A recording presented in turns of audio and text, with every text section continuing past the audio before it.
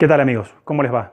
Si me acompañan unos minutos, quiero contarles por qué creo que las políticas sanitarias que se están aplicando en Argentina y en la mayoría de los países de Hispanoamérica son el camino asegurado al fracaso estrepitoso en el tratamiento del coronavirus para este otoño-invierno que ya tenemos encima. ¡Vamos!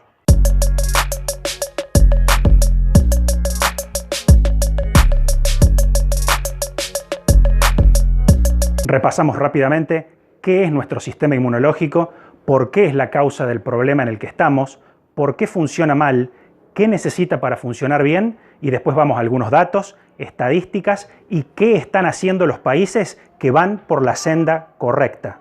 El sistema inmunológico es nuestras fronteras, nuestros pasos fronterizos, la guardia costera y el ejército que nos protege de todos los factores que pueden querer invadir nuestro cuerpo. La salud, el equilibrio y los factores que pueden afectar a nuestro sistema inmunológico se basan sobre tres pilares fundamentales. La salud, el equilibrio y los factores que pueden afectar a nuestro sistema inmunológico se asientan sobre tres pilares fundamentales. En primer lugar, el aspecto nutricional. En segundo lugar, las sustancias o ambientes tóxicos a los que nuestro cuerpo puede estar sometido. Y en tercer lugar, y no menos importante, a un factor psíquico y anímico.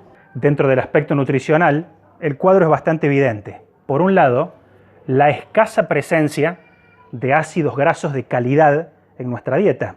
A diferencia de lo que toda la vida nos han dicho con respecto a lo nocivas y lo malas que son las grasas para nuestra dieta, lo cierto es que nos han estado mintiendo durante décadas, ya que la grasa es el combustible más eficiente y más saludable en base al cual puede trabajar nuestro cuerpo.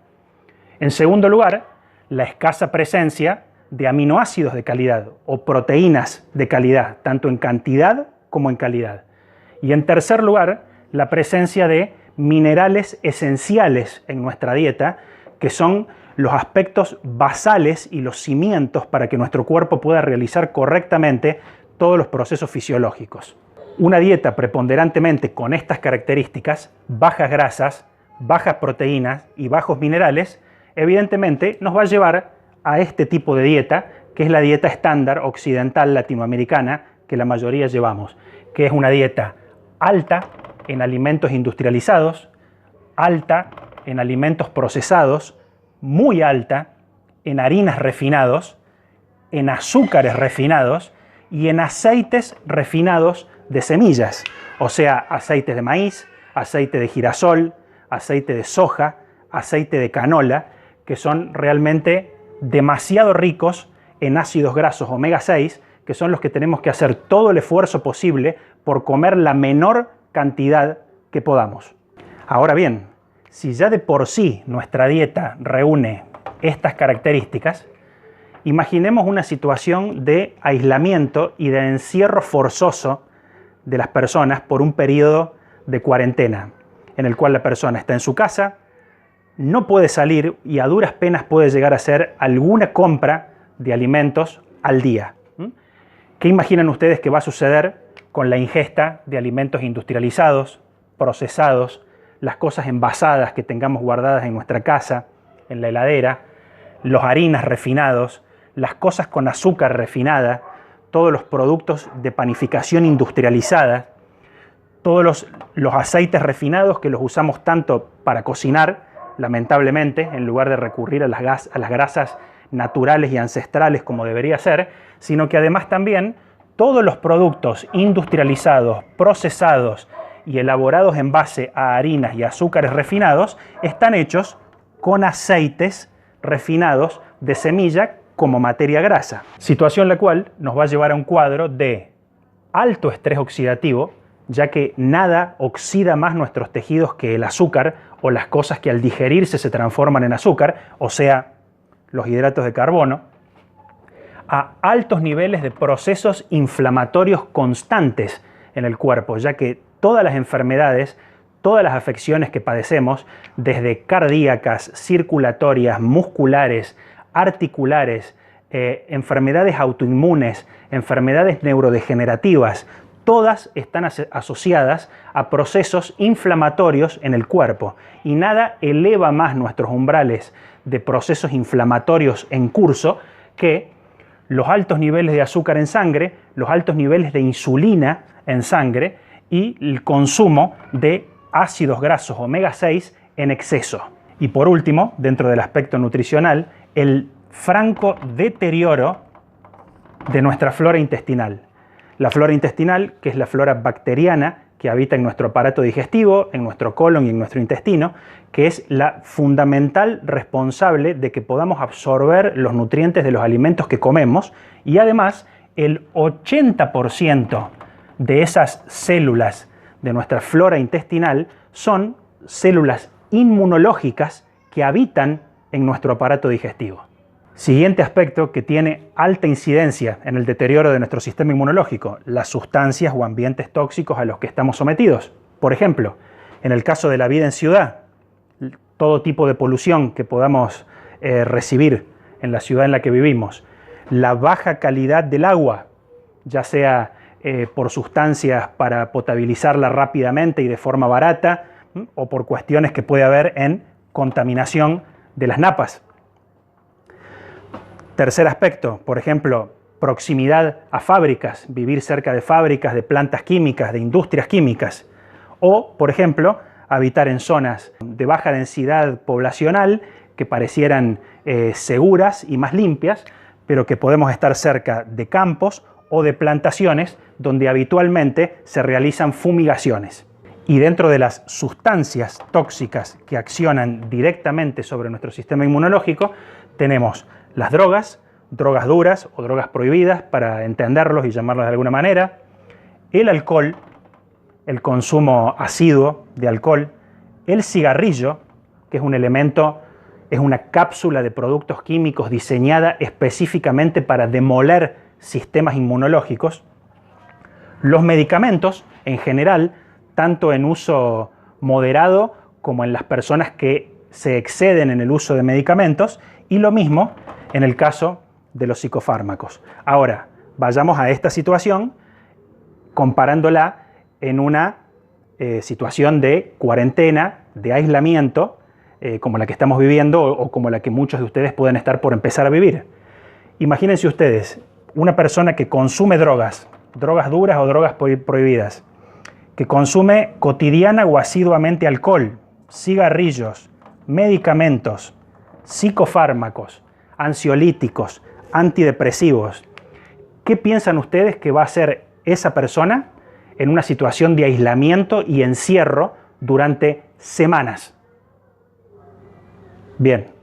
Y por último, y lo que no es menos importante, nuestro sistema inmunológico está íntimamente ligado y relacionado con cómo nos sentimos psíquicamente y anímicamente, por lo cual factores como la falta de sueño, o sea, el mal descanso, los niveles de ansiedad, los niveles de estrés en general y los cuadros depresivos o el miedo afectan e influyen directamente y muy intensamente sobre el desempeño de nuestro sistema inmunológico.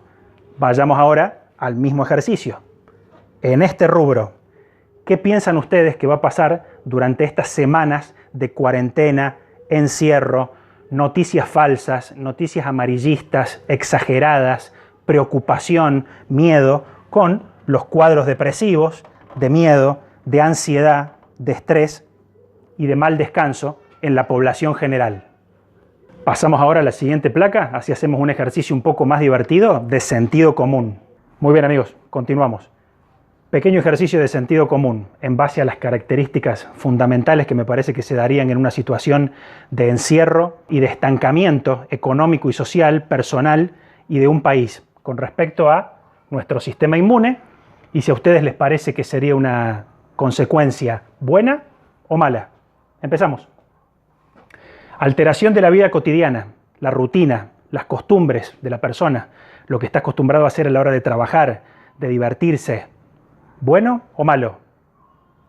¿Sí, no? Malo. Segunda característica, alteración de la dieta habitual de las personas, que si ya de por sí no es de lo mejor, carbohidratos a mansalva, azúcar a mansalva, azúcar en sangre, insulina, insulinoresistencia, estrés oxidativo. ¿Bueno o malo? Malo. Tercera, restricción o prohibición de la vida al aire libre y el esparcimiento. Y con respecto a esto, vamos a hablar en relación a lo que están haciendo los países que van por la senda correcta. Pero en nuestro caso, lo que nos toca en Latinoamérica, malo, pésimo. Cuarto, limitación en la exposición solar. Exposición solar, ¿a qué se debe esto? La mayoría de las vitaminas que tenemos en nuestro cuerpo, que algunas actúan como enzima, otras actúan como antioxidantes. Bueno, hay una vitamina que si nuestro sistema inmunológico es un ejército que nos cuida de cualquier patógeno que nos quiera invadir, hay una vitamina que es el general San Martín de ese ejército. Y esa es la vitamina D. Y la forma más barata, más sencilla y más eficiente de tener los niveles de vitamina D que necesitamos es con exposición regular al sol. Y no solamente en verano, cuando es bastante obvio que vamos a recibir una buena cantidad de sol, sino por sobre todo exposición regular al sol en otoño y en invierno, que es en los momentos en los que la gente no suele tomar sol, ya que esta vitamina, la D, en nuestro cuerpo, funciona directamente como una hormona, como un factor hormonal, como un regulador, como un inmunoregulador de nuestro sistema inmunológico. Por consiguiente, limitación para salir y para poder hacer vida al aire libre y exposición al sol, pésimo.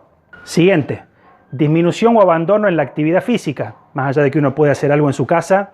El que tiene la costumbre, el que ya tiene la rutina de salir a hacer esto, lo otro, el gimnasio, y ahora no puede, no tiene ganas, no está de humor, malo. Encierro, preocupación, ansiedad, miedo, que no es menor, bueno o malo, malo. De paso te digo, si sentís miedo, ¿pensás que el miedo que sentís es casualidad? Seguimos.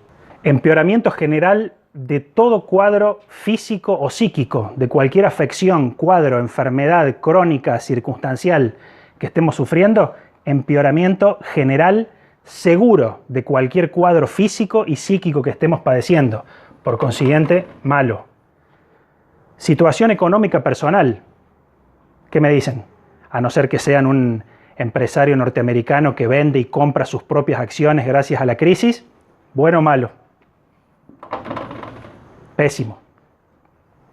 Situación económica del país, una economía parada, estancada, arruinada, empresas que cierran, despidos, gobiernos pidiéndole dinero a organismos internacionales de financiamiento, endeudándose, bueno o malo.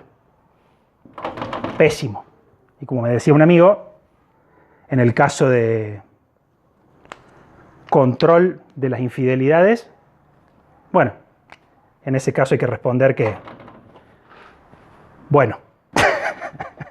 ¿Cuáles fueron las políticas más destacadas en el caso de Corea del Sur? Bien, las autoridades lo que le pidieron a la gente fue el aislamiento social, pero, atención, con aislamiento social no se referían a aislamiento y a encierro, sino al no contacto entre personas, no armar reuniones, pero a ninguna persona se le exigió que se quede en su casa, que se encierre o que suspenda sus rutinas, el deporte, su trabajo o cualquier otra actividad.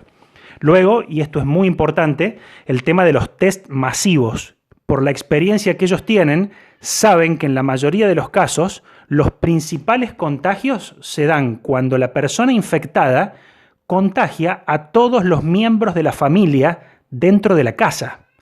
Por lo cual, lo fundamental es encontrar, individualizar al infectado lo más rápido posible para poder sacarlo de la casa para que no contagie a todo su grupo familiar. O sea, deduzcan ustedes qué va a pasar con el confinamiento y el encierro de las familias en el caso de Latinoamérica. Muy bien, continuamos ahora con el caso de Japón, que desde muchos aspectos se la consideró el país a imitar, teniendo en cuenta que fueron uno de los países más afectados en un comienzo, justamente, entre otras cosas, por estar al lado de China. Podemos ver algo que es increíble, a mi criterio, donde dice, obviamente escrito por prensa argentina, que algunas de las medidas adoptadas por Japón son similares a las que se están adoptando en Argentina, así que acto seguido vamos a ver cuáles son esas similitudes entre Japón y Argentina en la implementación de políticas sanitarias. El famoso y que nunca falta comité de expertos al que hizo referencia 1.000.000 de veces aproximadamente el ministro de Salud argentino, justificando que todo lo que se hace y todo lo que se dice y todo lo que se implementa es lo que sugieren los expertos. A mí lo que me gustaría es que la sociedad argentina le exija al ministro de Salud argentino los nombres del grupo de expertos y que den la cara, porque a esa gente en poco tiempo va a haber mucho que reclamarles. Como segundo punto, por supuesto, el estado de emergencias, que para los japoneses, donde prima el respeto ante todo, el estado de emergencia no significa pisotear las libertades y los derechos de las personas, sino estar alerta, ni más ni menos que estar alerta. Luego, el cierre de las fronteras, tener todas las precauciones posibles por estar al lado de China, al lado de Corea del Sur, que era China el país de origen y Corea del Sur el segundo país con más infectados después de China, y Japón estaba al lado. Y con respecto al aislamiento social, exactamente lo mismo, que quien pudiera trabajar de la casa, trabajara desde la casa. Suspendieron solamente, atentos, los eventos de más de 5.000 personas. Japón, el país con la población envejecida, o sea, el país con la población de ancianos más importante del planeta en porcentaje, y sabiendo que el coronavirus afecta principalmente a las personas ancianas, no le restringió la vida a nadie, exactamente igual que en Corea del Sur. Por supuesto, obtuvo un amplio acatamiento de la población, producto de que en ningún momento le faltó el respeto y en ningún momento dejó de primar el sentido común. En el siguiente punto, casualmente, la base de lo que yo promulgo desde mi canal, modolibre.freemode, el resguardo de grupos de riesgo, o sea, todas las acciones posibles para que los grupos de riesgo del país, principalmente las personas mayores, fortalezcan su sistema inmunológico. O sea, no encerrarlos en un sótano, no mantenerlos privados del sol, de la vida tranquila, de la alimentación correcta, de las rutinas habituales de la persona, sino fortalecer su sistema inmunológico. Después sigue el caso de que suspendieron las clases y en última instancia, al igual que en Corea del Sur, los estudios generalizados en gran número, en gran volumen, para detectar a los contagiados lo más rápido posible, para extraerlos de su casa, de la vivienda familiar, y obviamente se evitó el colapso del sistema sanitario. ¿Pero de qué manera? ¿Se evitó porque tuvieran una cura milagrosa? No, simplemente porque cumplieron todos los requisitos para que la persona pueda llevar una vida lo más cómoda posible, lo menos alterada posible, porque simplemente trataron el problema y trataron a su sociedad de la forma correcta para que la cuestión siga su curso natural y el curso menos dañino de la enfermedad que va a tener que atravesar en todos los países, pero sin debilitar a la población y sin torturar a la población. Y dejamos lo más curioso y lo más jugoso para el último, donde podemos ver este titular del milagro de Alemania y la explicación de por qué tiene muy pocos muertos, que lo cierto es que todavía ni siquiera ellos la tienen. Es como que los alemanes en su visión numérica, objetiva y protestante de las cosas, todavía ni siquiera ellos han advertido cuál es el verdadero factor de todo lo que han hecho que ha marcado positivamente su destino. Y aquí, en esta parte, se hace alusión a 3 factores que cuando uno es capaz de leer entre líneas, puede advertir que ninguno de los 3 tiene incidencia real en lo que pasa en Alemania. O sea, por un lado, obviamente hacen alusión a la rápida detección de los casos, Por otro lado, vuelven a hacer alusión a la capacidad hospitalaria que tienen. Y después, por otro lado, hacen referencia a la disciplina de la sociedad, a que son una sociedad relativamente fría, que no suelen ser como los europeos de otras zonas o como los latinos, que tienden más al contacto, a las reuniones. Pero acá hay algo puntual que tener en cuenta, que no es que por aplicar todas estas cosas el país logró tener menos cantidad de infectados. Ellos tienen la misma cantidad de infectados que otros países, pero muchísima menos mortalidad. Se enferma, se contagia la misma cantidad de gente en otros países, donde ya vamos a ver a continuación las diferencias siderales en la cantidad de muertos, porque el factor fundamental de su situación es otro. En mi modesta opinión, esto es por lo siguiente. O sea, sin cuestiones raciales de por medio, los alemanes son una raza con fortaleza física, orgánica, pero además eso no viene dado gratuitamente. Eso viene dado principalmente por el estilo de alimentación que ellos llevan. Son personas que comen para vivir y no viven para comer. Entonces, por un lado, llevan una dieta de nutrientes sencillos, básicos, elementales y de calidad. Luego se vuelcan principalmente por preparaciones tradicionales, por recetas tradicionales, o sea, no se han dejado invadir por la comida artificial, industrializada y las grasas actuales. No han perdido la costumbre de la utilización de las grasas naturales y ancestrales. Y además, y lo que no es un detalle menor, tienen la costumbre de comer, porque son algunos de sus platos típicos y que yo supongo que deben prepararse y servirse en todos los hogares alemanes, como por ejemplo el chucrut, el repollo fermentado probiótico típico alemán tradicional, que es uno de los alimentos que más nutre y que más mantiene, como les comentaba anteriormente, la salud de la flora intestinal de las personas. Y la flora intestinal y su salud está íntimamente ligado a la funcionalidad y a la eficiencia del sistema inmunológico. Como último detalle, me resta por decir que Alemania es, por supuesto, el tercero de los países ejemplares, junto con Corea del Sur y Japón. Tampoco le ha exigido encierro, ni cuarentena, ni aislamiento a su población. Es más, lo que hizo fue todo lo contrario. Es que las personas no se reúnan, que las personas que salgan solas o a lo sumo acompañadas por una persona más de su entorno familiar, que no se junten, que no hagan reuniones, que no hagan grupos de charla, que no se visiten, pero que hagan toda la vida al aire libre posible.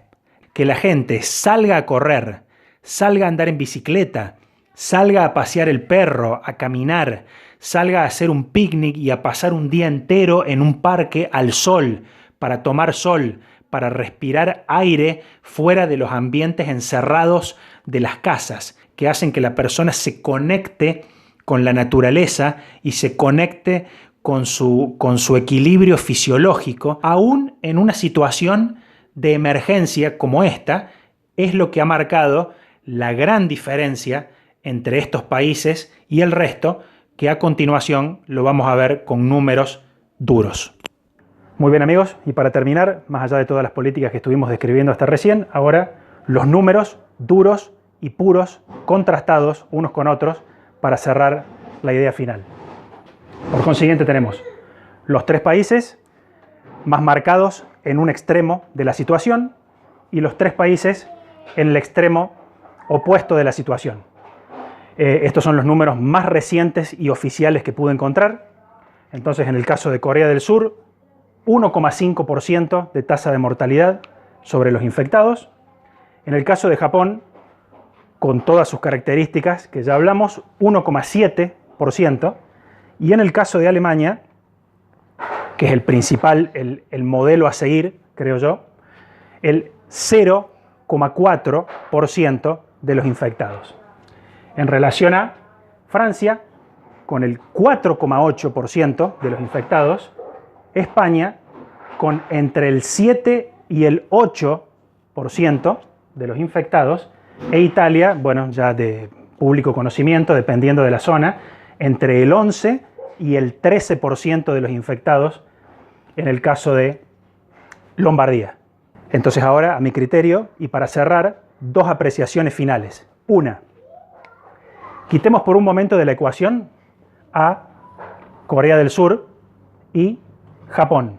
Hagámoslo por cuestiones culturales, porque pertenecen a otro continente. Llegamos a un contraste entre lo que nos queda en el cuadro. ¿Qué tenemos en el caso de Francia, España, Italia y Alemania? Tenemos cuatro países europeos del mismo continente, cuatro países del primer mundo, cuatro países desarrollados, cuatro países con el mismo nivel socioeconómico y cultural, y cuatro países que obviamente están atravesando la misma estación del año. Además, cuatro países con la misma tecnología, con los mismos adelantos médicos, con las mismas disponibilidades médicas y con el mismo acceso a medicamentos, con una única diferencia, una carencia para los cuatro por igual también, que es la ausencia de una vacuna o algo que cure el coronavirus, ¿verdad? ¿Cuál es la única diferencia sustancial que ha tenido en las políticas sanitarias entre Francia, España e Italia con respecto a Alemania? Que Alemania es el único país que en sus políticas sanitarias hizo una diferencia sustancial, un cambio fundamental. Es el único país que no le exigió a su población encierro y aislamiento.